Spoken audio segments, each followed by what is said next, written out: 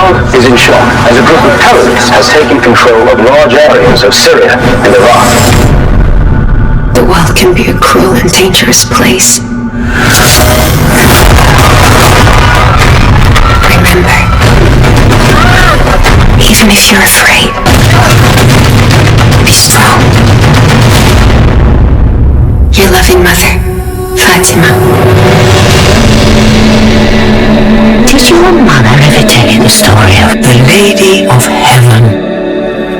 She was very special daughter. Kingdom के banner तले जो मूवी प्रोड्यूस हुई है, ये मूवी जो है अपने आप में पहली बार ऐसी कोई मूवी है हिस्ट्रिकल मूवी यानी हिस्ट्री के बेस पे जो फातिमा या मोहम्मद साहब के बाद की जो चीज़ें हैं उस टाइम के बेस पे मूवी है। और ये मूवी जो है जो रिटर्न है एक शिया पर्सपेक्टिव के जरिए ऐसा कहा जाता है कि रिटर्न है जो फातिमा की स्टोरी है जो काफ़ी हद तक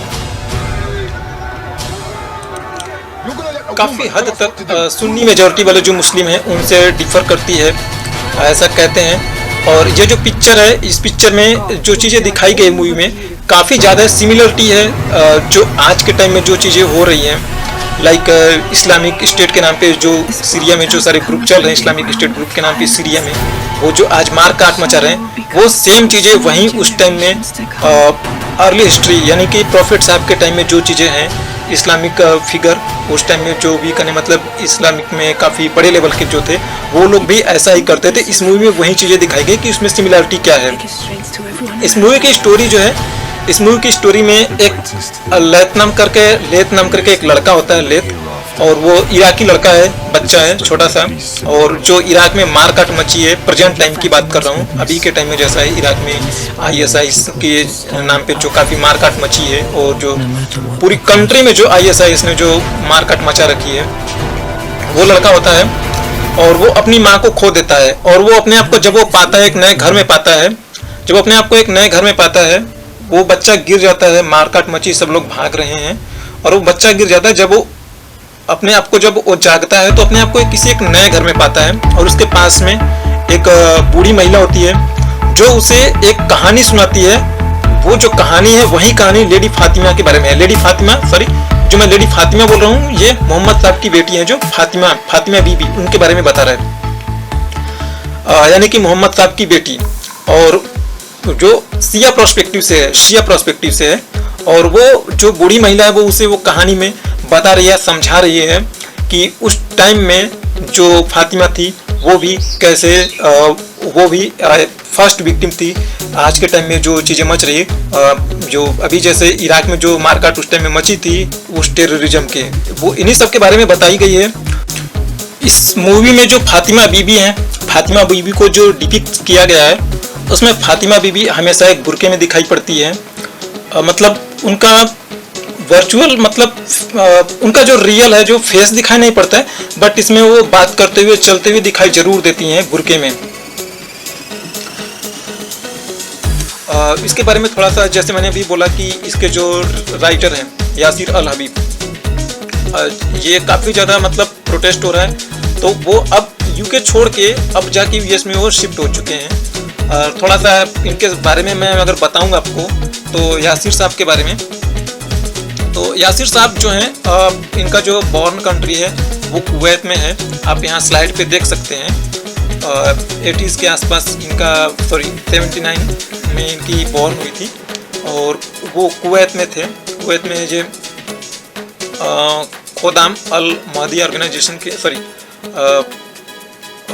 ये मुस्लिम स्कॉलर थे अभी भी हैं और ये अल हबीब जो हैं इन्होंने रिलीजियस एक्टिविटी स्टार्ट की थी कुवैत में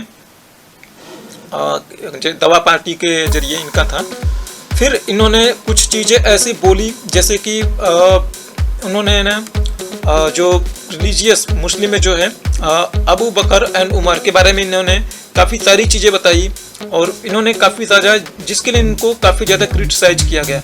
अबू बकर ये वो वाले अबू बकर हैं जो प्रॉफिट मोहम्मद साहब के एक तरीके से ससुर थे और ये उनके क्लोज एडवाइजर में से भी एक थे अबू बकर। इनका आपने नाम काफ़ी ज़्यादा सुना होगा। जब इन्होंने उनको मतलब काफ़ी सारा उनके बारे में जब चीज़ें बताई अबू बकर और उमर के बारे में, तो इनको बहुत ज़्यादा कंडेम किया गया और काफ़ी ज़्यादा इनको झेलना भी पड़ा, जो भी मतलब बवाल मचा उस टाइम में सुन्नी के जरिए कुवैत में, जो अरबिक बोलते थे सुन्नी कम्युनिटी। और फाइनली इनको अल हबीबी साहब को अरेस्ट कर लिया जाता है। फिर कुछ टाइम के बाद, लगभग 2 साल के बाद, और इनको फरवरी 2004 में यानी 2004 में फरवरी में इनको रिलीज किया जाता है और जो एनुअल पार्डन के बेस पे इनको रिलीज किया जाता है। और एमर ऑफ कुवैत यानी कि कुवैत में एक एमिर ऑफ कुवैत जो काफ़ी मतलब हाई लेवल के पोजीशन होती है, पॉलिटिकल पोजीशन होती है, और उस दिन कंट्री में नेशनल डे होता है, उस दिन उनको पार्डन दिया जाता है। बट वापस से फिर कुछ ही टाइम के बाद, कुछ ही दिन के बाद इनको फिर से री अरेस्ट करने का ऑर्डर दिया जाता है और इतने में अल हबीब साहब कुवैत छोड़ के भाग जाते हैं, क्योंकि इनको पता लग जाता है कि इनको जो होगा सज़ा होगी वो एब्सटेंसिया की होगी, जिसमें 10 साल की सज़ा होगी। और वो कुछ महीने इराक में गुजारते हैं और ईरान में। फिर वो यूके में वो यूके का असाइलम होता है, वो उसमें जाते हैं और अब जो उनका है करंट जो रेजिडेंस है वो यूके है। लेकिन इन सारी चीज़ों के बवाल होने के बाद वो अब यूएस में चले गए हैं।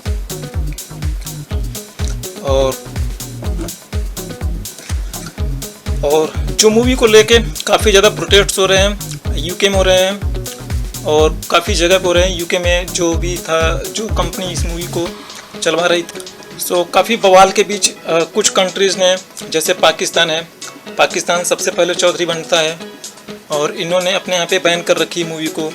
ये वही पाकिस्तान है जिसने इस मूवी को 2020 में इंटरनेट, जो पाकिस्तान है, इसने जब ये मूवी आई थी, मतलब इसका जब ट्रेलर आया था 2021 में, दिसंबर 2020 में जब इसका ट्रेलर आया था, तो पाकिस्तान की जो पाकिस्तान टेलीकम्युनिकेशन अथॉरिटी है, उन्होंने इसके ट्रेलर को सोशल मीडिया पे ब्लॉक करने की कोशिश भी की थी।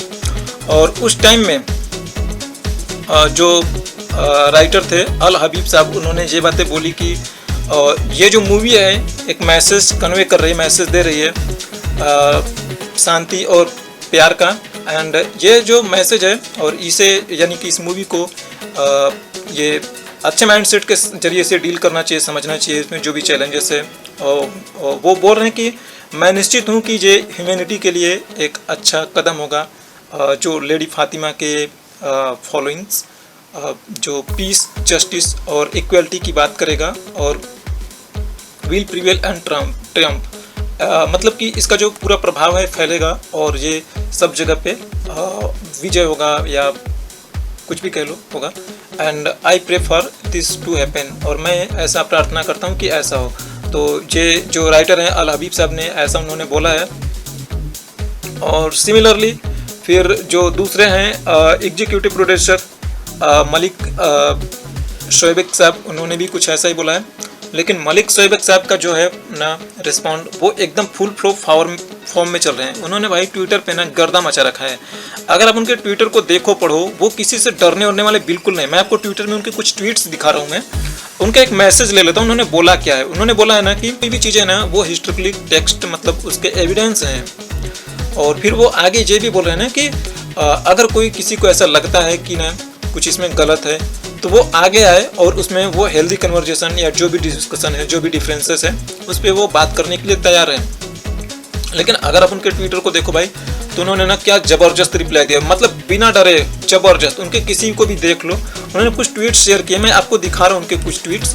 आप देखोगे तो बोलोगे भाई सही में बंदा हो तो ऐसा।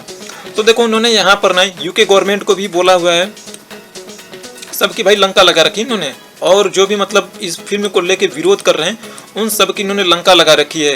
इन्होंने बोला है ना कि यू हैव करेज्ड, इन्होंने साफ साफ बोला, you have encouraged a campaign to prevent cinemas from screening the film Lady of Heaven, let us be a lesson for all you. So इन्होंने बोला है कि जो तुम लोगों ने जो कैंपेन चलाया है ना मूवी को रोकने के लिए, स्क्रीनिंग के लिए, रिलीज होने के लिए, आओ हम तुम्हें एक सबक सिखाते हैं। और देखो मैं इनके ट्वीट्स दिखा रहा हूँ, इन्होंने किसी को भी नहीं छोड़ा, इन्होंने सबको रिस्पॉन्ड दिया है, जबरदस्त रिस्पॉन्ड दिया है। आप ट्विटर पे उनका ट्वीट देख सकते हो और इनको काफ़ी लोग सपोर्ट भी कर रहे हैं। और अगर आप ट्विटर पे देखो तो इन्होंने ना जो भी मतलब चीज़ें चल रही हैं उनका हर एक चीज़ को ट्विटर पे इन्होंने बहुत अच्छे से लिखा है। मतलब आप देखोगे तो लगेगा भाई बंदे में बिल्कुल सच में ज़बरदस्त गट्स है, बिल्कुल बिना डरे। कुछ कंट्रीज हैं जिन्होंने इस मूवी को अपने यहाँ पे बैन किया है, जैसे इजिप्ट हो गया और पाकिस्तान, इन दोनों कंट्री ने अपने यहाँ पे बैन किया है।